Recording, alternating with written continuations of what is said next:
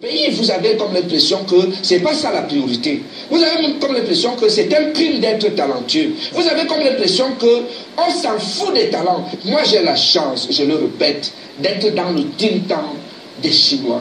Je sais comment les Chinois font pour s'imposer dans le monde. On privilégie le mérite, le talent, la compétence. Quand vous êtes compétent au Cameroun, vous pouvez l'être aux États-Unis, vous pouvez l'être, je ne sais pas, en Chine, vous pouvez l'être en France, etc.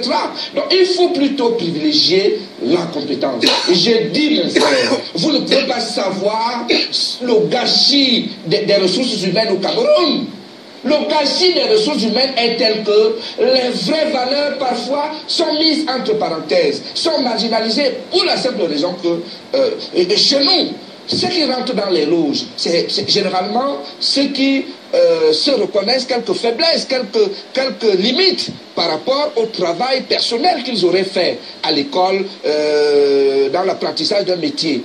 Et puis maintenant, ils vont là-bas comme pour chercher des béquilles, des straponteurs pour bondir. Or, quand vous êtes conscient, vous êtes sûr de votre valeur, de votre formation volontaire, il vous est très difficile d'accepter d'autres logiques que l'effort, la compétence, etc. C'est là où la plupart des ressources humaines au Cameroun, et même en Afrique, le problème que je pose peut même être africain, là où la plupart des gars brillants, des gars bien formés, se cassent la gueule. Parce qu'ils sont un peu fiers, ils sont sûrs de leur capacité, de leur potentialité. Or, la logique des loges, la logique des sectes que j'ai étudiées, j'ai passé 1 année et demie à lire la littérature ésotérique.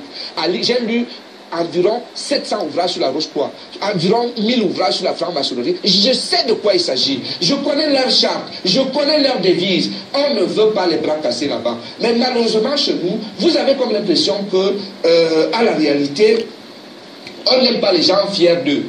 Parce qu'ils ne sont pas prêts à faire allégeance tout le temps au grand maître. Ils ne sont pas prêts à accepter un certain nombre de concessions. Voilà d'où vient et d'où repose le conflit. Et ce conflit-là fait aujourd'hui que la panique que vous voyez là, je vais vous dire 2 choses. Vous connaissez la devise de l'Opus Dei? Dites-la moi. Obéir comme un cadavre. La deuxième chose, c'est qu'il y a dans le livre des témoignages des anciens membres de ces loges qui en sont sortis et qui vous disent ce que c'est. Ce qu'ils ont fait pendant 27 ans, et ils arrivent à la conclusion que c'est ça, c'est ça, c'est ça, c'est ça. Ces gars-là rentrent dans les loges pas pour apprendre quoi que ce soit. Les gars sont tellement opportunistes que on leur dit, c'est pour avoir ceci, pour avoir tel poste, etc. Voici ce qu'il faut faire. C'est du clientélisme. C'est du clientélisme qui est donc lié à la logique des loges. Le clientélisme peut être qu'on vous donne de l'argent, qu'on vous propose un poste, qu'on vous propose d'entrer dans une loge. Donc le clientélisme... En échange de quelque chose. En échange de quelque chose. C'est de ça qu'il est question. On vous dit, si vous voulez tel poste, voici ce qu'il y a à faire. Vous savez que chez nous, c'est souvent l'alternance entre les 2 principales loges, la Rose-Croix ou la franc-maçonnerie, selon que le secrétaire général à la présidence se réclame d'une obédience. Vous aurez plus. Pourquoi? Parce que c'est la cooptation. C'est la cooptation. C'est-à-dire, plus vous avez des adeptes, mieux vous êtes influent, mieux vous évoluez. C'est comme ça que ça se passe. On ne sera jamais émergent. Je le dis avec conviction. Si on continue à privilégier l'appartenance aux loges, même si on est incompétent, si on continue à privilégier la notion des réseaux, etc., c'est pile ou face. On ne sera pas émergent à l'horizon 2035 si on ne fait pas ce que les autres nations ont fait, à savoir chercher les compétences, aller explorer du côté de la diaspora. C'est la diaspora chinoise qui développe la Chine. Aller explorer du côté des compétences, etc. Éviter les cumuls de fonctions. Il y a dans le Cameroun des gens qui ont 4 fonctions importantes. Quel sera leur rendement? Nous sommes là en management. Vous avez 4 fonctions. Ministre, directeur général de ceci, président du conseil d'administration de ceci. Votre rendement est nul. Nul. L'aile la plus forte du Cameroun, du RDPC, c'est les maçons. Tout le monde le sait. Vous en avez appris les maçons? Bien sûr, monsieur. C'est eux qui sont au pouvoir au Cameroun en ce moment. Et c'est eux qui pilotent les choses. Le problème qui nous choque, nous qui ne sommes pas dans les loges, c'est que, après avoir décidé là-bas, ça n'a pas un impact positif sur nous. Les Bayam Salam veulent voir leur niveau de vie augmenter, le petit peuple, les petits taximans, je ne sais pas quoi. Si vous travaillez là-bas, si vous avez vraiment le pouvoir, vous l'exercez dans le sens du développement, on va vous laisser tranquille. Mais la situation aujourd'hui est que vous êtes dangereux pour le petit peuple, pour les masses, parce qu'il n'y a pas de résultat. Un pays où les masses sont pauvres est un pays qui est appelé à connaître... Dernier best qui a beaucoup dérangé le Cameroun, c'est la dictature des loges, des sectes et du Magic-Wana. Lorsque Charles écrit cet ouvrage qui a beaucoup dérangé et qui dérange encore à la fois les hommes d'affaires, les intellectuels, les hommes politiques, personne n'a levé le doigt plutôt que de dire que Charles dérange pour dire que moi j'occupe tel poste, Charles ment, je ne suis pas franc-maçon. Moi j'occupe tel poste, Charles ment, je ne suis pas rosicrucien. Ou encore moi j'occupe tel poste, ce que Charles dit, il affabule, je ne suis pas homosexuel. Parce qu'ils soutiennent que le Cameroun, malgré tout, les collaborateurs, les hommes à qui le président Paul Biya fait confiance, sont essentiellement tournés vers des réseaux. Et parmi ces réseaux, il y a des réseaux religieux, les catholiques, les protestants. Mais ils montrent aussi que les plus grands réseaux qui font leur dictature au niveau du corps social, de la haute administration, ce sont les francs-maçons et les rosicruciens. Donc quand il écrit le Cameroun sur la dictature des loges, il écrit... Voilà. Donc le sujet aujourd'hui que j'ai soulevé, mais c'est un sujet très important sur la franc-maçonnerie. Oui, quand j'ai mis le titre « Liberté, égalité, fraternité », parce qu'en France, ils aiment bien dire « Liberté, égalité, fraternité ».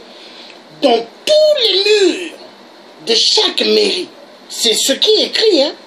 Même dans les commissariats, ils ont mis ces signes-là. Liberté, égalité, fraternité. Mais est-ce que ça existe réellement? Mais non. C'est la dictature. Regardez les Noirs, comment on les traite en France. En Allemagne, l'Allemagne, soi-disant l'Allemagne nazie d'Hitler. Mais aujourd'hui, l'Allemagne, quand on regarde, ils respectent l'être humain. En Allemagne, ils ne veulent pas voir des êtres humains dormir dehors. Ils ramassent les pauvres pour les mettre dans les maisons. Parce que pour eux, ils disent un être humain ne doit pas être dehors. Moi, j'ai fait l'armée en Allemagne, l'armée française. Mais quand j'étais là-bas, je vous dis, vous ne pouvez pas voir un papier à terre. Quand vous mangez une pizza ou un sandwich, hein, dans les ruelles, c'est écrit, dès que vous finissez de grignoter, mettez dans la poubelle. Vous ne verrez pas les papiers à terre. Hein? Ils sont stricts. Tout le monde sont carrés. La ville, elle est propre. Mais regardons en France. Dès que vous finissez le sandwich, vous jetez à terre. Et pourtant, il y a des poubelles à côté. Et on vous dit liberté, égalité, fraternité. Et c'est le pays où les Noirs, quand ils viennent, on les maltraite. Moi, j'ai vu des gens aller devant les préfectures. Ils ont rendez-vous, donc on leur dit lundi, ou on leur dit par exemple, aujourd'hui nous sommes le mercredi 1er. On leur dit par exemple, jeudi 2, vous avez rendez-vous. Et vous savez qu'est-ce qui se passe? Les gens vont dès 6h, 7h du soir, là, les gens vont déjà devant la préfecture, le portail. Vous avez des familles qui vont là-bas, hommes et femmes, mari et femme et enfants. Ils attendent juste pour... Hein, et qui a rendez-vous? C'est la femme ou c'est le mari. Mais le mari accompagne sa femme. Et ils veulent être les premiers dans la rangée. Et vous verrez, il y a un monde fou. Devant la préfecture de Créteil, vous verrez, il y a une queue. Devant même la préfecture de Nanterre. Mais vous vous posez la question, mais c'est quoi ça? Hein? Des êtres humains, et pourtant ils pouvaient être chez eux en train de dormir. Mais ils sont obligés d'être debout. Pourquoi? Pour être reçus les premiers. Je me dis, mais l'esclavagisme n'est pas fini. Et on vous dit, liberté, égalité, fraternité. Hein? Et on met partout, hein, partout. Vous avez les insignes, l'œil qui voit tout. Hein? Et les gens souffrent. Mais vous vous demandez la question, vous posez la question, mais est-ce que vraiment le pays là c'est liberté, égalité, fraternité? Parce que chez moi au Congo on tue, au Congo Brazzaville. Au Congo RDC on tue chaque jour. Au Gabon on tue, on viole. Centrafrique, malgré les Russes sont aujourd'hui là, hein, et là ça s'est un peu calmé, hein, mais quand les Russes n'étaient pas là, mais tout le temps il n'y avait que des tueries et des viols. Mais depuis les Russes sont là, la France s'est calmée. Hein, parce que les Russes ont dit les jeux de la France, ils vont en finir avec. Parce que Poutine a dit c'est pas normal que l'Afrique ils ont tout. Mais aucun pays africain ne décolle. L'Afrique centrale toujours en bas. Les pays anglophones, ils fabriquent les voitures. Les Nigériens, moi j'ai des amis nigériens, des PDG d'entreprises. Au Niger, hein? Hein? Ils construisent, ils fabriquent des voitures. Ils fabriquent des ordinateurs. Hein? Non. Et après on dit en France, liberté, égalité. Et ils sont contents quand ils voient un noir, par exemple, comme Mamoudou, qui a fait la plongée pour aller secourir un enfant. On lui donne la nationalité. Mais en réalité, tous les noirs africains, tous les noirs, hein, africains de la francophone, tous devront avoir les papiers français parce qu'en réalité, aucun Africain de l'Afrique centrale, hein, aucun n'a eu ce qu'on appelle la vraie indépendance. Grandement faux. Pourquoi Patrice Lumumba on l'a tué? On l'a tué parce qu'au fait, il n'y avait pas la vraie indépendance.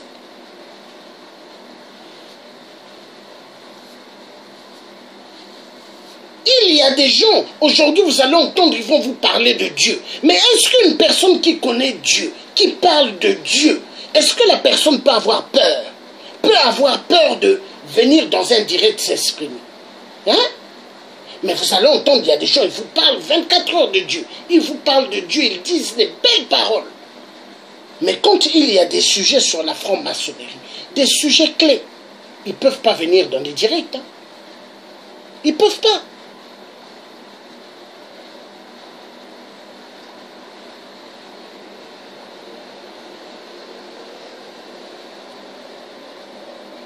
Le monde va mal, le monde va mal. On va écouter ce monsieur africain tout à l'heure dans la vidéo là, mais ils disent des trucs réels sur le Cameroun. Il a bien dit que la franc-maçonnerie, elle tue immensement le peuple camerounais. Mais les sacrifices. La Chine s'est développée comment? Il l'a bien dit. Développée par la diaspora chinoise. Mais les Chinois partout en France, ailleurs, vous les voyez, ils payent des bâtiments partout, ils travaillent mais avec l'argent que les banques, avec l'argent que le gouvernement chinois les donne. Moi j'ai des amis chinois qui m'ont beaucoup dit, hein. Ils ont dit, tout ce que vous voyez qu'on a là, comme entreprise, c'est l'argent que le gouvernement nous donne. Ils nous disent, payez les boulangeries françaises, payez les tabacs français, payez les bars français, les cafés. Mais tout est calculé. Les Chinois. Ah non. Bonsoir mon frère. Bonsoir. Je suis vraiment touché par ton intervention ce soir. Donc je désirais intervenir parce que c'est vrai que depuis un certain temps je te suis et je préfère te dire la vérité que je suis quelqu'un qui ne suit pas beaucoup les Africains, certains Africains, pas tous. Parce que dans le combat, comme on s'était déjà rencontré à l'ambassade du Gabon, je m'étais mis à l'écart parce que j'avais vu toute la mascarade qui se passait et je savais éventuellement qu'en te voyant, il y avait une résonance. Quand je parle de résonance, je parle de force de l'esprit qui était sur toi et quand tu venais quelque part, tu poussais les gens à aller de l'avant. Malheureusement, on vit dans un monde où il y a trop d'espions. Voilà. Dans ma vie, moi, ça fait des années que je suis homme, que je autant dans le domaine de la délivrance, autant dans le domaine de la restauration de l'esprit, je je me suis rendu compte d'un souci, c'est que si aujourd'hui tu mènes un combat à être un clown, à être un amuseur de galerie, beaucoup de gens vont liker tes vidéos, beaucoup de gens vont... Mais quand tu veux sauver la vie des autres, lorsque tu viens pour parler en faveur des souffrants, ben, c'est toi qu'on tourne au ridicule, c'est toi qu'on fait passer pour l'être illuminé. Et malheureusement, ceux que les gens suivent, ce sont ceux qui vont sur sans pour autant, bien évidemment, infustiger leur choix. Mais quand quelqu'un va sur Internet pour raconter des bêtises, pour parler de ce qu'il a acheté comme montre, ou pour présenter... Il y a un monde fou. Qu'est-ce que cela a à y voir avec des personnes qui sont véritablement dans un combat de dignité? Parce que moi, je pense qu'aujourd'hui, quand on te suit, ton combat est un combat de dignité.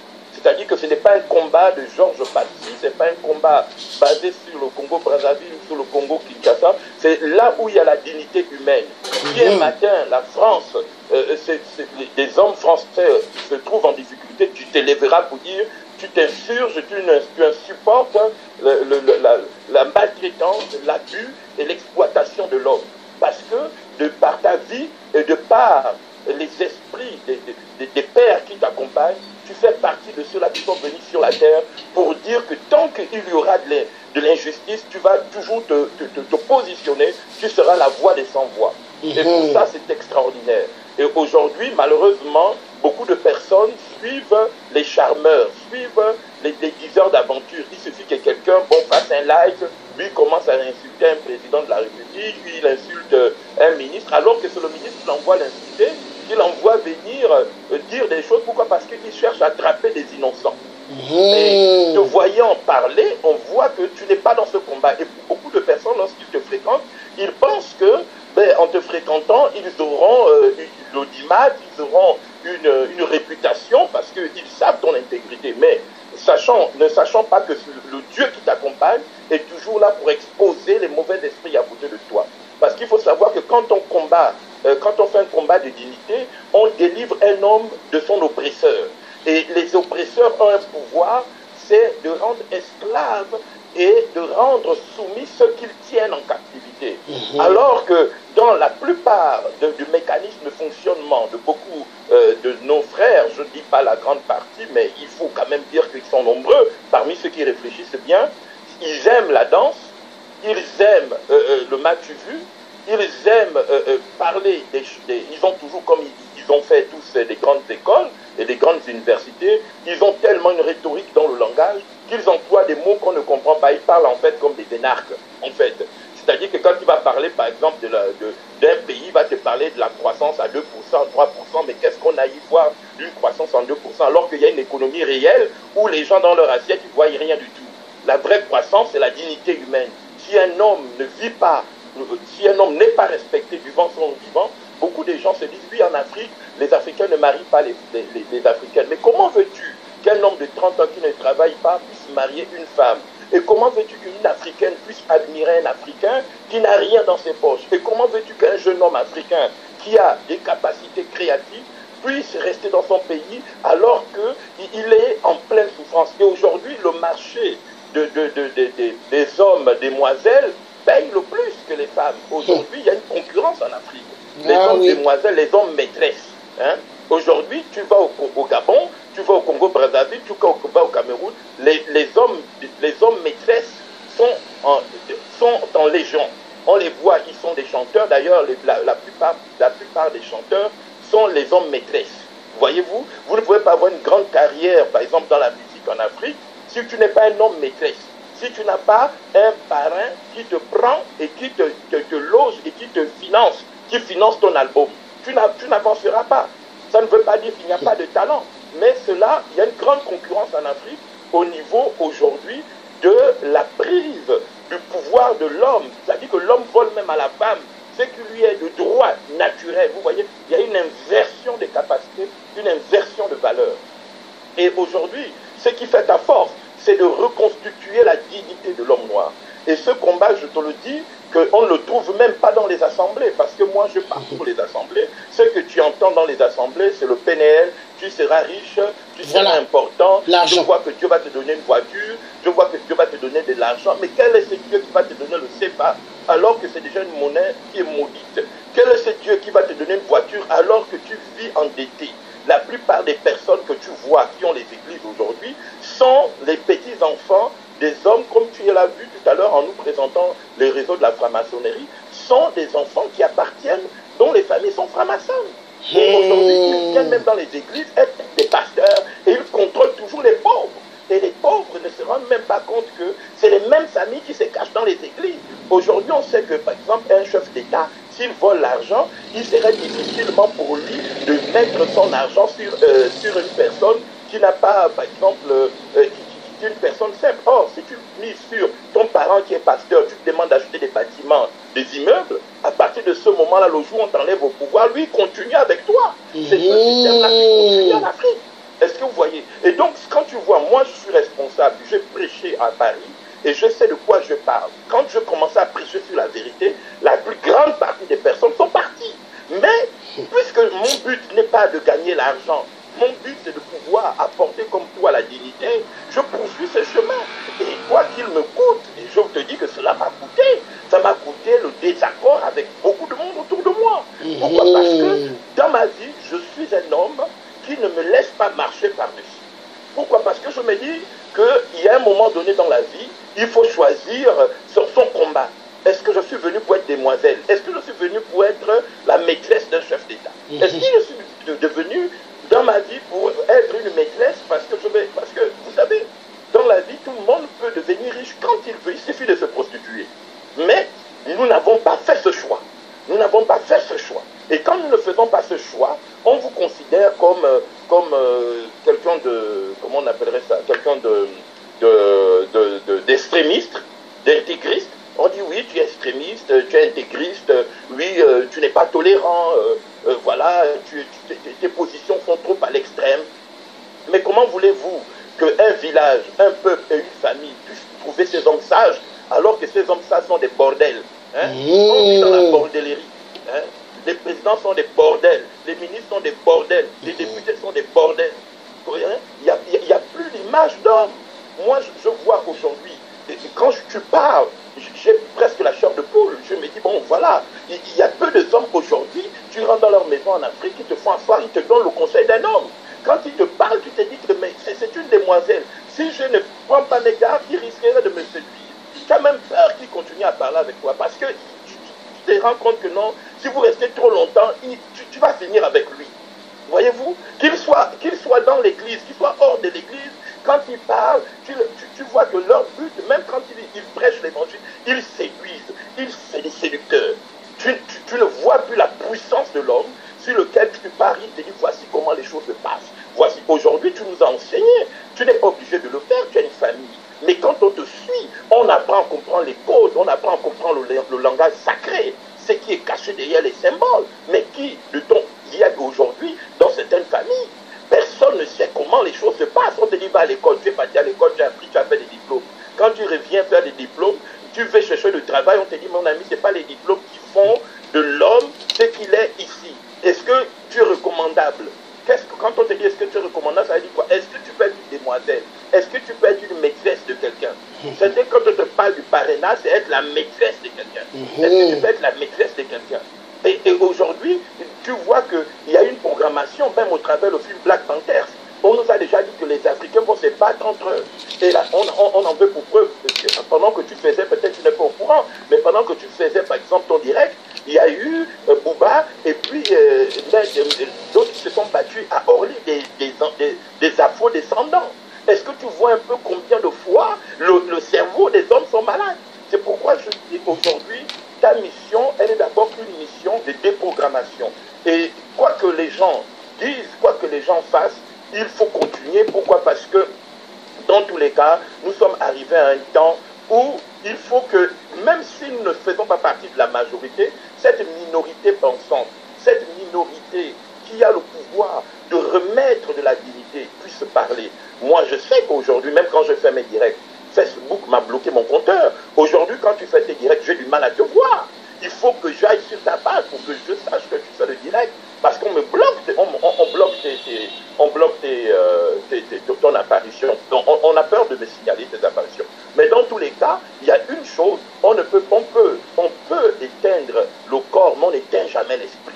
Parce que quand l'esprit a commencé à parler, l'esprit l'emporte plus loin que les autres. Et ça, c'est extraordinaire. Et je voudrais vraiment t'encourager, vraiment te dire que ce que tu fais éveille les consciences. Ce n'est pas Regarde, regarde mon frère. Il y a une ligne. Regarde, aujourd'hui, je suis allé dans une église catholique. Regarde, la compa.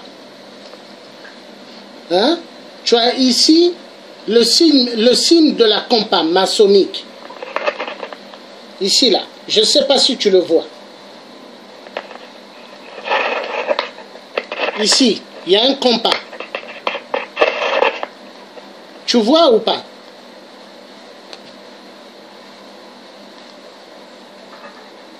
La vidéo est même dans mon direct, dans mon mur plutôt. J'ai mis cette vidéo. J'ai fait ça aujourd'hui dans une église à Londres. Et il y a une dame qui est venue, une dame causait avec moi, une africaine. Elle m'a dit, vous êtes de quel pays? J'ai dit, pourquoi? Elle me dit, j'aimerais savoir. J'ai dit, du Congo-Brazzaville. Je n'entends pas, il n'y a pas de volume? Attends. Voilà, là tu m'entends? C'est parce que j'avais mis le truc des baffes. Tu m'entends? Allô? Oui. Donc la dame m'a dit, vous êtes de quel pays? J'ai dit du Congo-Brazza. C'est une dame noire, hein? Elle est de Mozambique. Après, elle va me dire, en tout cas, vous connaissez beaucoup de choses. C'est une dame seulement, la première fois que je la vois. Après, elle me dit, dans cette église, qu'est-ce que vous trouvez?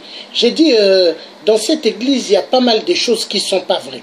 J'ai dit, regardez là, il y a la compa là avec le chiffre, la lettre M. Mais si vous n'êtes pas visionnaire, vous n'allez pas comprendre. Elle me dit, mais qu'est-ce que signifie le compas ou puis la lettre M? J'ai dit, mais la compas, c'est le signe maçonnique. Hein? Et la lettre M veut dire, hein, la mer, ou veut dire, j'ai dit la mer, ou veut dire lumière, parce que lumière. Donc lumière, quand tu écris la lumière, il y a toujours à la fin, derrière, en bas, la lettre M qui apparaît. Donc lumière qui ne veut pas seulement dire lumière de la prospérité, mais lumière des ténèbres. Et quand j'ai dit ça, la dame m'a regardé, elle m'a dit, en tout cas, vous connaissez beaucoup de choses. Elle m'a dit, en tout cas, je suis ravi de vous avoir connu. Merci, en tout cas, au revoir. Elle est partie. Donc, tu vois, pourquoi je suis allé prendre ce truc-là? Parce qu'une fois, mon esprit m'a dit, rentre dans cette église. Je rentre, je regarde, je vois les signes là. Et ce jour-là, le téléphone était tellement chargé. Et je n'avais pas le temps de filmer. Je suis venu faire un direct, j'ai expliqué ça. Et les gens croyaient que moi, j'étais en train de les mentir. Mais aujourd'hui, Dieu m'envoie encore vers là-bas, je passe, je vois, j'ai dit, il faut que j'aille filmer. J'ai filmé, j'ai mis ça sur le direct pour que les gens voient. Pour dire que, arrêtez d'aller dans des églises faire les signes des croix. Hein? Parce que Jésus n'est pas dans des églises. Dieu n'est même pas dedans. J'ai dit, tout ce qui est dedans, c'est les business d'argent. Regarde, il y a les bougies, on te met, hein, il faut payer les bougies, hein, mettre l'argent. Mais c'est un business. La religion est un business. Voilà pourquoi Dieu n'est pas dedans. Le frère camerounais qu'on a suivi là, hein, je ne sais pas si tu as déjà entendu parler de lui, il faut... Je les connais, je connais. Ah voilà, mais il a décrit des trucs dedans. Où est-ce qu'il est en train de te parler des trucs, mais très fort. Il dit, au fait, la franc-maçonnerie est en train de tuer excessivement, hein, la jeunesse camerounaise. Elle tue. Et elle tue immensement. C'est comme au Gabon, ce qui se passe, c'est la franc-maçonnerie. Et Ali Bongo, il a une mission là qu'il a donnée. C'est-à-dire tous ceux qui se sont levés à l'ambassade du Gabon. Pour Ali Bongo, il faut que la majorité là, soit il soit empoisonné depuis Paris, ou soit que un à un puisse descendre au Gabon. Et maintenant au Gabon, quand un à un vont descendre, ils vont regarder ceux qu'ils doivent pincer. Et ça, c'est le projet d'Ali. Donc voilà pourquoi les Gabonais doivent comprendre que tous ceux qui se sont levés doivent excessivement se battre pour que Ali parte. Parce que s'il ne part pas, il va chercher à tuer pas mal de gens. Et en France, les Gabonais croient que quand ils sont en France, ils disent qu'ils sont dans un pays de la sécurité. Mais en réalité, non. En France, on peut bien te tuer. Moi, j'ai vu quand Ali dormait au Georges V, quand je suis allé crier devant l'hôtel. Mais il fallait voir, mon frère, une masse qui sont venus vers moi. Et je suis resté debout. Et des Gabonais, ce jour-là, qui étaient là, ils ont approché. Ils ont dit, qu'est-ce qui se passe? Ils ont dit, mais pourquoi lui, il crie ici, Ali Bongo assassin? Hein? C'est vous, le tiers africain. Mais est-ce que vous savez que le chef vous en veut vraiment? Hein? Parce que même l'affaire qu'on m'a dit que l'État français dit que j'ai un problème, c'est pas au fait l'État français. C'est les Africains, les gouvernements africains qui ont déposé plainte contre moi parce qu'ils veulent ma tête. Parce que pas mal ont demandé, il faut que le tiers là on l'envoie dans un pays africain. Ils veulent ma tête. Mais moi, Dieu m'a fait savoir, personne ne va toucher à une chevelure de ma tête ou de ma barbe. Dieu m'a fait savoir. Parce qu'au fait, moi, quand les gens me voient parler, les gens se disent que je suis seul. Mais je ne suis pas seul. Hein. Mon frère, si je te dis quand je suis allé une fois au truc, comment on appelle, de Laurent Gbagbo à la CPI, il y a une soeur qui va me proposer un sandwich. Je prends le sandwich là, mais quand j'ai tenu le sandwich, mes poils ont commencé à se lever. On me fait comprendre que le sandwich était empoisonné. Hein? Mais j'entends une voix qui me dit, mange, il t'arrivera rien. Mange. Et la sœur là, je lui propose ce qu'elle m'a donné. Hein. Tu as déjà vu une personne qui te donne quelque chose. Tu demandes à la personne de couper, qu'elle mange aussi. La personne te dit, non, non, non, j'ai pas besoin. Si tu veux, jette même dans la poubelle. La personne refusait. Mais moi, mon esprit a sonné qu'il y avait quelque chose. Mais j'ai mangé. Et je suis debout. Et la personne, où est-ce qu'elle est? Mais elle n'est pas tranquille. Parce qu'elle se dit, mais le poison là, comment ça ne marche pas? Parce que y a des gens qui sont sur terre qu'on ne peut pas tuer. Et c'est ce que les gens oublient. À la CPI, quand j'étais allé pour Laurent Gbagbo. Et c'est qui une Congolaise de Brazzaville, hein? Et tout le temps, elle est là en train de crier Sassou, assassin. Hein? Non, tu sais, le combat africain, c'est un combat excessivement dingue. Il y a des moments, il y a des amis qui me disent, il y a des amis, de fois, quand ils me voient, ils me disent, le tiers africain, il fallait rester dans ton coin. J'ai dit, mais j'allais rester dans mon coin quand mon Dieu a mis quelque chose qui bouillonne en moi. Parce que Dieu ne veut pas l'injustice. Il y a trop de gens qui meurent en Afrique. Quand je vois les femmes qu'on viole, les enfants qu'on viole, on tue, mais mon cœur n'est pas tranquille. Ah, mon frère, laisse. C'est vraiment extraordinaire, c'est vraiment extraordinaire. Je sais qu'aujourd'hui, il y a vraiment une prise de conscience dans le sens que la personne, dans tous les cas, on ne voit pas Dieu, on voit l'homme. Et aujourd'hui, malheureusement, il y a beaucoup de personnes qui se sont appelées hommes de Dieu, alors qu'en lui, on ne voit que la corruption et la conduite, parce que c'est malheureux, parce qu'aujourd'hui, on est dans une génération, après je ne pointe pas le doigt ou je n'accuse pas directement certaines personnes qui ont la Bible, mais quand on voit un pays en déperdition, on voit des gens qui se disent avoir 2000, 3000, 4000 membres, qui n'influent pas, alors qu'il n'y a qu'un seul homme, à lui seul, Dieu, qui peut crier et que les gens peur et que même ceux qui viennent sont des chefs d'État quand ils dorment, ils savent que tu sais que tu es dans un pays, ils dorment pas bien, et pourtant lui, il a 3000 membres, il fait chanter, nous sommes dans la victoire, on vit une vie de bonheur, parce que je sais que je suis, mais parfois j'ai envie de rigoler, parce que je te dis, mais combien de personnes, s'il y avait 3000 Africains qui c'est multiplié en 3000 personnes, je pense qu'aujourd'hui, on aurait retrouvé la dignité parce que beaucoup de personnes, dans la vision qu'ils font de toi, ils pensent seulement que le Dieu, voilà, prend plusieurs sujets, alors que ton âme est remplie de dignité, ton âme est remplie de justice, ton âme est remplie de force. Parce que dans la Bible, Dieu dit, si vous les hommes, vous ne criez pas, mais je suis juste derrière des pieds. gens bien vus, ils ont bien observé que tu ne souffres pas de faim, pas parce que tu manques quelque chose ou une renommée, mais c'est le cri des hommes justes, parce qu'il a été dit dans la prophétie des Bantous, il faut savoir que Dieu est un Bantou, il a été dit dans la prophétie des Bantous, que lorsque un Bantou se réveillera, parce que le jour où on se verra, je te montrerai la ligne, je t'écrirai, je peux te montrer certaines choses, pour voir dans quelle ligne tu es, et pourquoi tu parles, ok? Et pourquoi on dit Lari, pourquoi tu es Lari? Et je veux te dire ce que ça signifie dans le code Bantou. Parce que il faut savoir que ce qui est caché le plus dans le monde, c'est le code Bantou. Il y a au moins en Afrique centrale et en Afrique de l'Ouest, il y a des peuples qui sont cachés, mais sur lesquels va descendre les grands esprits. Parce qu'il faut savoir que nous sommes en effervescence. Nous sommes en effervescence d'une nouvelle voie. C'est ce qu'on appelle les voies prophétiques. Et un prophète n'est pas forcément celui qu'on a mis l'huile d'onction de mouton sur la tête. Parce qu'il y a des gens qui ont reçu l'huile de mouton. Au lieu d'avoir l'huile de l'aigle, puis on lui met l'huile de mouton sur la tête. Mais tellement il est devenu un mouton qui croit qu'il peut libérer. Mais le mouton, non, on ne le libère pas. Il est fait pour la tabasserie. Hein.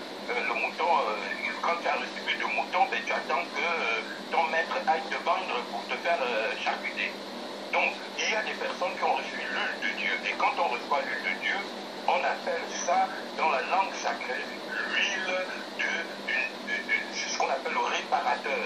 Parce que dans les langues sacrées, dans les langues bantoues, celui qui parle, il ne parle pas parce que il accepte le décès. Vous savez, il y a beaucoup de peuples, chez eux, quand les gens meurent, c'est normal. Il y a des peuples comme ça. Pourquoi? Parce que eux, ils ont battu leur pouvoir sur la mort. Ils remercient même la mort de venir chercher leurs parents. Or, nous sommes de ceux du peuple dont, quand il y a un mort quelque part, on cherche l'origine de la mort. Qui a tué la personne? Et d'ailleurs, c'est pour cette raison qu'à l'époque, même chez nous en Afrique, très tôt, certains parents nous ont éveillés sur la franc-maçonnerie en nous disant cette secte tuée. Pourquoi? Parce qu'on cherchait l'origine. Et quand on cherchait l'origine, on attrapait tous les francs-maçons dans les familles. Et c'est pourquoi même quand quelqu'un avait l'argent, tes parents t'interdisaient strictement d'aller le voir. Parce qu'ils se disaient, toi, avec l'amour d'argent, la cupidité, ça va t'amener loin.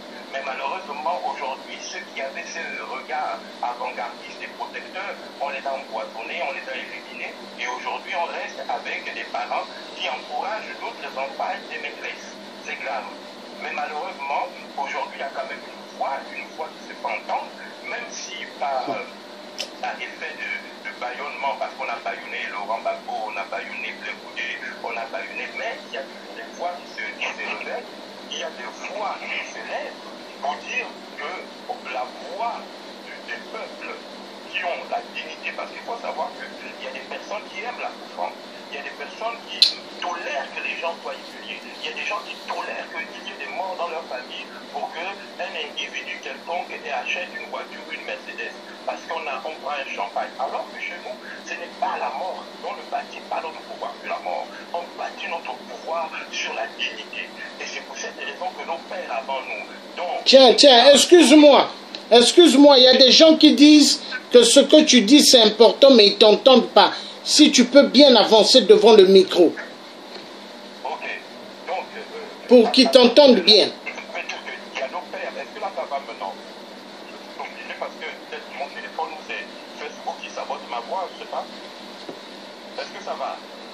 Je t'entends un petit peu, mais tu n'as pas par exemple un truc que tu peux mettre des écouteurs où ce qu'on peut bien t'entendre? Ok, donc à partir de ce moment-là, je vais essayer de crier. D'accord. Donc à partir de ce moment-là, il est important pour nous de saisir que le tché africain, comme on dit chez nous tché, parce que quand on était petit, on avait un chant qui disait tché tché roulé. Oh. Le tché, ça veut dire chercher. Ok? Oui. Chercher celui qu'on a fait tomber. C'est pourquoi quand on dit tché, c'est pas comme le tché Guevara, c'est pas la même chose que nous en Afrique. En Afrique, quand on dit tché, ça veut dire l'énergie. Ok? Quand on dit tché, c'est pourquoi quand on était enfant, quand tu veux te battre avec quelqu'un, tu lui dis tché. Ça veut dire que voilà, c'est très vrai. Ça veut dire que c'est celui qui éveille la conscience. Or, la conscience, il y a deux choses. Il y a des consciences qui sombrent, et il y en a qui ont perdu leur conscience. Et il y en a qui s'éveillent aujourd'hui. Et la grande question, c'est que parmi tes pères et parmi nos pères et parmi tous les pères africains qui se sont réveillés et qui, à un moment donné de leur existence, malgré le fait que c'était des hommes de pouvoir, ils ne se sont pas compromis. Ils ont dit, même aux dirigeants français, même le général de Gaulle le sait. Le général de Gaulle a toujours su qu'il y en a qui n'ont pas baissé les francs, comme l'ont fait certains parmi les bandits. Et ce sont les bandits qui aujourd'hui nous donnent une génération de maîtresses. Nos pères n'ont pas été tués, si les Lumumba n'ont pas été tués, si les gens Hilaire-Obama, les gens passent, les vieux et les passent n'ont pas été tués, on n'aurait pas eu une génération de maîtresses aujourd'hui en Afrique. On aurait eu des hommes, on aurait eu des gens qui ne participent pas à la politique de mort, même les musiques qui tuent. Aujourd'hui, tu écoutes une musique, tu finis d'écouter une musique d'un Africain, tu as seulement envie de tuer quelqu'un. Il te rend malade, tout ça. Donc, aujourd'hui, je ne veux pas dire toutes les musiques parce qu'il y a des musiques qui sont extrêmement élaborées, mais quand tu sais qui est le philanthrope d'un musicien, parce que moi aujourd'hui, quand j'écoute un musicien, je cherche d'abord son philanthrope. Qui le finance, qui est derrière lui. Je travaille aussi sur les clips, par exemple, quand j'écoute un clip, je coupe toujours la musique et j'étudie ce qui se cache derrière les clips. Et ce qui fait qu'à la fin, je sais que non, cette musique est une musique qui tue. C'est une musique qui poisonne le cerveau. Ou c'est une musique qui est faite pour réveiller le cerveau. Et donc, je voudrais t'encourager, je voudrais vraiment te dire que ce que tu fais n'est pas seulement un combat d'une région, d'un peuple, c'est un combat d'unité, c'est un combat, et comme tu le dis, aujourd'hui on ne peut pas t'accuser de racisme, d'un elle est française, tu es français, tu es européen, tu es un européen, tu as tout à gagner de terre, tu as tout à gagner, même aujourd'hui, tu n'es plus attaquer les hommes d'État et de devenir un ministre, tu as tout à gagner. Il y a des personnes qui pensent que parce qu'ils se taisent, il y a des gens qui se taisent n'auront pas à gagner, mais toi, si tu t'étais aujourd'hui, tu aurais même des cachets. Tu vois, alors que dans ton combat, ce n'est plus un combat d'argent, c'est un combat d'utilité. Et ce combat, rassure-toi que Dieu a des prières, parce que je sais que ton esprit est un esprit qui apporte de la vie. Vous savez, il y a des personnes qui écoutent des prédicateurs et en longueur de journée, comme tu as envie de l'écouter, tu as envie de devenir un commerçant, tu as envie de devenir un pasteur d'affaires, tu as envie de devenir un escroc, tu as envie de devenir un menteur. Mais quand toi on t'écoute, on a envie de défendre l'homme. On veut prendre partie de l'homme. On veut que l'homme ne soit pas humilié. Et on passe une nuit à penser en se disant, mais si lui il fait ça, quelle est ma contribution l'homme? Et c'est pourquoi je tenais vraiment à te dire... Mais regarde, ce que tu es en train de dire, c'est très fort et c'est vrai. Parce qu'il y a un direct que j'avais fait où ce que je m'adressais à monsieur Jean-Pierre Bemba.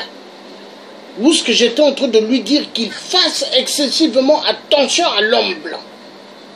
Hein? J'ai décrit comment Nelson Mandela, il a subi. Nelson Mandela, pendant qu'il était en prison, il perd un de ses fils. On vient lui dire que le fils est mort. Il demande au chef de la prison, est-ce qu'il peut sortir pour aller à l'enterrement de son fils et il va revenir? On lui a dit niet. Hein? Mais Nelson Mandela passe président en Afrique du Sud quand il sort. Parce que le peuple, pour la première fois, sud-africains vont voter. Il passe président. Mais qu'est-ce qu'il va dire? L'homme blanc sud-africain est chez lui en Afrique du Sud. Mais est-ce que tu sais, ça dérangeait les têtes des Noirs? Ils ont dit, mais ils ne comprennent pas. Mais comment quelqu'un qui était un révolutionnaire? Parce qu'au fait, l'homme noir, hein? Non, Dieu a fait qu'il a un bon cœur. Il n'est pas mauvais. Il n'est pas mauvais. Mais l'homme le plus mauvais, moi je t'assure, l'homme blanc, très très mauvais. Parce que des fois je me pose la question, pourquoi il tue l'homme noir? Mais une fois j'étais fâché, j'ai demandé Dieu, mais toi tu m'as donné une mission, mais une mission qui est dingue. Mais je me demande pourquoi on tue l'homme noir. Mais Dieu m'a dit, on tue l'homme noir parce qu'au fait c'est quoi? L'homme bantou que tu entends parler là, bantou, au fait c'est eux les vrais oins de Dieu, c'est eux les vrais. Donc ils sont pourchassés partout. Et les juifs qui sont en Israël, soi-disant, ceux qu'on dit le peuple de Dieu, eux-mêmes, ils savent qu'ils ne sont pas les peuples de Dieu. Ils sont le peuple de l'esclave d'argent. Eux, leur Dieu, c'est l'argent. Parce que ceux qui tuent au Gabon, qui tuent partout en Afrique, les multinationales, mais quand tu vas bien regarder, la majorité qui sont derrière, c'est des juifs. Des gens qui vivent pour l'argent. Pour l'argent. J'étais en Israël, et vraiment, je sais que dans ce monde, il y a deux types de personnes. J'étais en Israël, il y a des personnes qui sont extrêmement formidables, des gens qui ont un très très bon cœur. En Israël, il y a des juifs qui souffrent. Oui, En il y en a. Israël, il y a des juifs qui n'ont pas d'argent. Ce qui fait, partout dans le monde, c'est un réseau. C'est-à-dire que les gens travaillent dans un réseau, comme on a dit. Et ce réseau-là, ce sont eux qui changent le cerveau des gens. Comme tu disais tout à l'heure, dans une des vidéos, comment un homme peut aimer seulement toucher les fesses d'un homme comme lui. C'est le réseau qui fait que ça détruit le peuple bantou. Parce qu'on sait que pour détruire un peuple bantou, il faut toucher le bantou, pas le fesse. C'est pourquoi les afro-descendants, les bantous, c'est la première des choses qu'il ne fallait pas faire un bantou, c'était une guerre, c'était de toucher. Mais ça en fait pas de respect. Parce que c'est un spécial grave, et c'est pourquoi tu vois que les chefs d'État qui appartiennent à ce réseau-là, on les impose ça. Oui. Tu ne peux pas être un chef d'État au milieu des bantous, il faut que tu couches les bantous. Tu vois. Et quand tu couches un bantou, et c'est pour cette raison, si tu vois même lors de l'intervention à l'Élysée et tout ça, des Noirs, il faut remarquer que c'était des bantous qu'on avait mis là pour danser. C'était des bantous, c'était des bantous, ils venaient du Congo, c'était des bantous. Voilà. Bon, ça c'est un secret que je te dirais personnellement parce que c'est très profond. Ok? Dans tous les cas, il est important aujourd'hui que l'on sache que le peuple bantou est un peuple qui sert de sacrifice dans le marché mondial des crimes rituels. Il sert de sacrifice dans le marché mondial des crimes rituels. Et cela n'a pas en 1960 pendant nos indépendances. Cela remonte parce que je vais faire des recherches, je sais que je suis ethnopsychiatre, en fait je sais déprogrammer Dieu m'a donné le pouvoir parce que aussi de nos pères d'arracher quelqu'un des rituels sataniques. Et donc je fais ce travail, et c'est un travail, quand vous le faites, il y a deux choses. Soit vous devenez pauvre parce que les gens que vous délivrez, même les parents leur demandent, mais pourquoi qui t'a délivré, quitte de là-bas, parce que tu vas rendre la famille pauvre. Parce que beaucoup de personnes sont des têtes de famille. Ok? Surtout pour ceux qui appartiennent aux familles qui ont beaucoup d'argent. Je ferme. Juste pour te dire combien de fois il y a beaucoup de sorcellerie. Il y a beaucoup de sorcellerie. Mais malheureusement, le combat ne doit pas s'éteindre. Parce que nous sommes arrivés à une phase de notre humanité où, de par le monde entier, il y a des hommes et des femmes qui doivent prendre pour modèle le Dieu. Et ça, c'est très important. Parce qu'aujourd'hui, tu es un modèle. Tu es un modèle pour ceux qui ne sont pas encore nés. Tu es un même modèle pour ceux qui te contestent aujourd'hui. Même s'ils ne veulent pas t'écouter, ils savent que ce que tu dis, c'est la vérité. Même quand ils t'écoutent, ils ont les mots de tête. Ils ont les mots de tête parce que tu les soignes. Parce que le mensonge qui est en eux leur interdit de t'écouter. Mais pourtant, ils savent que ce que tu dis, c'est la vérité. Donc, il est important aujourd'hui que dans ta démarche, elle soit une démarche de restauration. Dieu nous a dit, bâtirons c'est des anciennes ruines. Dieu nous a dit que nous serons des réparateurs de brèches. Et il faudrait que nous soyons aujourd'hui capables de sortir nos frères qui sont devenus les maîtresses des chefs d'État, les maîtresses des ministres, les maîtresses des députés, à devenir des hommes. Parce qu'aujourd'hui, même dans l'existence et tout ça, là, quand tu vois des gens parler, ils ne parlent pas pour que le pays change, ils parlent pour qu'un ministre vienne nous glaner. C'est ça. Ils parlent pour que la jeune fille qui parle, lui, elle fait d'autres manières pour que ceux qui sont là-bas, quand ils viennent à Paris, ils l'appellent pour prendre un peu d'argent. C'est un monde babylonien, un monde de Sodome et Gomorrhe. Et il faudrait que dans ton travail, qui est un travail de réparateur, qui est un travail de guérison, parce que tu guéris les hommes. Voyez-vous, c'est-à-dire qu'on n'est pas là pour condamner ceux qui le font, on veut les faire sortir, parce qu'il y a des gens qui entendent mal en disant oui, il juge, lui, il condamne. On ne condamne personne. On veut te faire sortir. Si on te voit en train de te noyer, on ne veut pas te voir en train de mourir. Parce qu'ils ne sont pas là pour ta mort, nous sommes là que tu t'entends. C'est comme aujourd'hui, il y a beaucoup de gens qui disent oui, le Dieu, des chefs d'État. Dieu fait que dire la vérité. La vérité n'est pas qu'elle vue. La vérité, c'est de dénoncer les malversations. La vérité, c'est de mettre à nu ce qui s'est fait dans les ténèbres. Et si personne n'en parle, qui va en parler? Je pense que c'est la grande partie des personnes qui sont aujourd'hui des maîtresses, des députés, des ministres, des chefs, des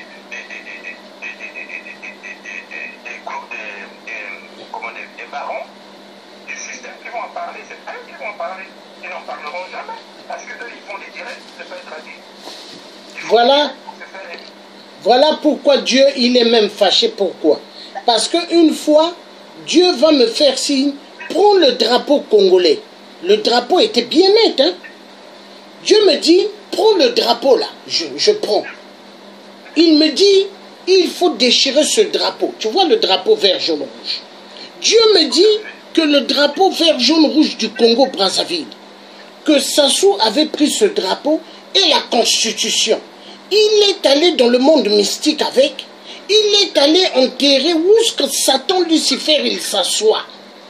Il a enterré le drapeau et la Constitution de 2002. Et c'est ce qui fait que les Congolais, ils sont devenus comme des momies. Les momies, donc, dans le clip de Michael Jackson, hein, où est-ce que tu vois les gens en train de danser, ils sortent des tombeaux. Voilà. Donc, les Congolais sont devenus comme ça. Hein? Dieu me dit, déchire ça dans un direct. Mais quand j'ai déchiré ça dans le direct, Sassou a cassé des verres de champagne. Et même bouteilles de champagne à la présidence. Après, il va dire, appelez-moi les grands frères de ce tiers-là. Georges Passy, ses frères qui sont des hommes d'affaires, dites qu'ils viennent me voir. Ils sont partis. Et Sassou a dit, est-ce que vous avez le numéro de votre frère? Ah, en tout cas, lui, on n'a même pas ses coordonnées. Depuis, on ne sait même pas il est où. Et c'est vrai, mes frères n'ont pas mon numéro de téléphone. Parce que j'ai coupé. Parce que j'ai dit, ceux qui travaillent avec les régimes, qui torturent les gens, et ce régime-là, ils se font beaucoup d'argent. Ils ont l'argent, mes grands frères. Et mes grands frères disent, nous, on ne comprend pas. Et pourtant, nous, on est des hommes d'affaires. Lui, il pouvait venir ici, il va gagner l'argent. Mais, monsieur le président, lui, en fait, c'est un enfant parmi les 18 gosses de notre père. C'est un enfant qui ne coûte pas. Même papa, il frappe sur la table. Et c'est là où Sassou a compris. Parce que Sassou, il sait que le tien là, c'est pas un tien n'importe comment. Sassou a demandé à ses féticheurs, il a plus de 6000 féticheurs. Il leur a demandé de tirer sur des photos de moi. Ils ont imprimé des grandes photos, ils mettent comme ça devant un arbre. Il dit, prenez la poudre mystique, mettez dans le fusil et tirez. Les gens tirent, ils disent, en tout cas le tir, on tire, mais on ne voit pas hein, là où on doit l'atteindre. Sassou qui dit, mais comment ça? Ils disent, monsieur, on vous dit, quand on tire, on voit, il a, autour de lui, il a une protection. Mais pourquoi? Parce qu'au fait, je ne suis pas seul. Chaque jour, quand je fais des directs, moi, quand je finis, tu sais à quelle heure je dors? Hein? Moi, je dors toujours à partir de 4 heures du matin. S'il n'est pas 4 heures du matin, je ne peux pas fermer les yeux. Parce que les sorciers, quand ils sortent, à minuit, ils sortent. Hein? Avant 3 heures du matin, il faut déjà qu'ils rentrent. Donc moi, là où je peux aller m'allonger, c'est 4 heures. Et eux-mêmes, ils savent, ils se disent, mais lui, il est trop fort. Mais pourquoi? Parce que c'est comme ça. Regarde, moi, j'ai eu une enfance, je suis né dans une famille des riches. Mais quand je suis né, ma mère est séparée avec mon père. Mais moi, j'ai connu ce qu'on appelle la torture. Tu imagines un enfant à 9 ans. Tu n'as plus de pâte au dentifrice. Tu dis, tu vas voir les femmes de ton père qui sont tes marates. Hein? Parce qu'il avait 2 femmes dans la maison. Ma mère n'était pas là. J'ai dit, j'ai besoin de pâte dentifrice. J'ai 9 ans. On me dit, va chercher ta mère. Va chercher ta mère qui te donne la pâte dentifrice. Imagine. Hein? On m'a fait connaître ce qu'on appelle la torture. Un enfant excessivement intelligent à l'école. Quand on me demandait par mes oncles ou par les amis de mon père, qu'est-ce que tu veux faire? Oh, je vais devenir médecin. Mon père disait, je ferai tout, tu ne seras jamais médecin. Et pourtant, un père doit aider son enfant, qu'il arrive dans la vie. Moi, j'ai des enfants. Mais mes enfants, si tu vois, mais ils travaillent bien à l'école. Et je dis, mes enfants, travaillez plus même. Devenez ce que moi, je n'ai pas pu à devenir. Mais aujourd'hui, mon père, même deux fois, quand il demande à voir mes gosses, mais je lui dis, tu ne verras pas mes enfants. Parce que même mes enfants disent que ce n'est pas notre grand-père, ton père. Parce qu'il m'a fait voir ce qu'on appelle, mais de dingue qu'un père ne doit pas faire voir. Mais mon père, pourquoi? Parce qu'il savait. Moi, quand j'étais petit, quand il y avait des décès dans des familles, on allait dans des veillées. Je regarde les gens comme ça, je dis, toi tu es sorcière, toi tu es sorcier. Et les gens se disaient, mais lui, comment? Un petit de 8 ans, 9 ans, comment il peut parler comme ça? Dans les veillées de la famille. On m'a cherché depuis quand j'étais enfant que je meurs. 2005, je vais à Brazzaville. Mes frères, avec le clan des Sassou, ils ont tout fait pour que je tombe malade, appendicite péritonique. Et à l'hôpital, mes frères venaient me dire, tu vas mourir quand? Meurs, meurs. Mais pourquoi ton Dieu ne veut pas te laisser mourir? Mais aujourd'hui, maintenant, comment je suis en train d'attaquer Sassou, j'attaque tous les dictateurs. Ils se disent, voilà. Parce que les Sassou, eux, ils cherchaient que je meure avec mes frères en 2005. Parce que j'étais opéré à Brazzaville. On m'opérait à Brazzaville. Et en France, on m'opérait 2 fois. Et celle de Brazzaville qui fait 3. Mais les gens se disent, comment lui, il était opéré 3 fois? Il était dans le coma et il n'est pas mort. Et aujourd'hui, quand j'attaque les dictateurs, ils se disent, ah, voilà pourquoi on cherchait sa mort, on n'a pas eu. Mais parce que, tu sais, les dictateurs, ils ne peuvent jamais attaquer n'importe qui. Mais parce que Dieu avait mis quelque chose en moi que eux, ils voyaient. Parce qu'eux, ils n'aiment pas les gens qui sont là pour sauver les vies. Parce que moi, je t'assure, mon frère, une fois, je vais voir une de mes sœurs. Elle me dit, je sens plusieurs corps décomposés. Les odeurs des corps décomposés. Je lui dis, calme-toi, ce sont les gens que je défends qui sont à côté de moi. Elle dit, comment ça? J'ai dit, oui, les gens qui ont l'a tué. Elle dit, quoi? Toi, tu as des gens qu'on l'a tué qui sont autour de toi? J'ai dit, oui, ils sont là. Voilà pourquoi tu sens l'odeur.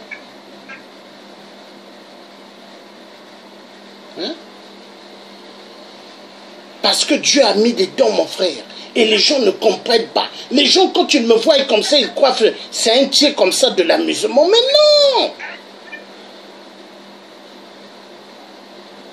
Dieu la voix qui crie. Comme vous savez, souvent, il y a des personnes qui pensent que pour être grand de ce monde, il faut marcher avec les assassins.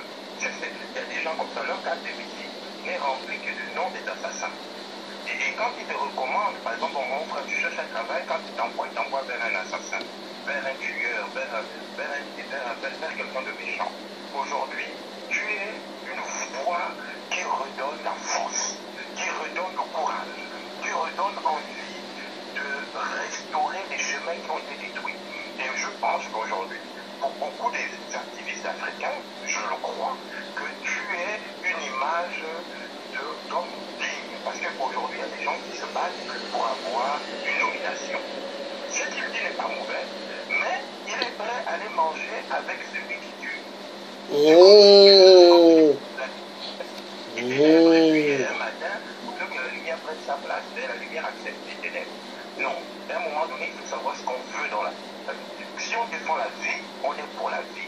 Si on est pour la mort, on est pour la mort.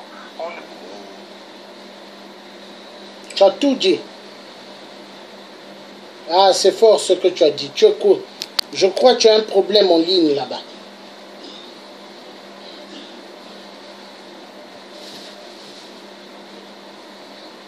Allô? Ah, il a un problème donc. Bon, on va continuer à suivre la vidéo là. La vidéo du monsieur qui est en train de bien parler. Et quand ça finira, je vais mettre fin au direct. Mais on va suivre ça. C'est très très important. Le frère a été coupé.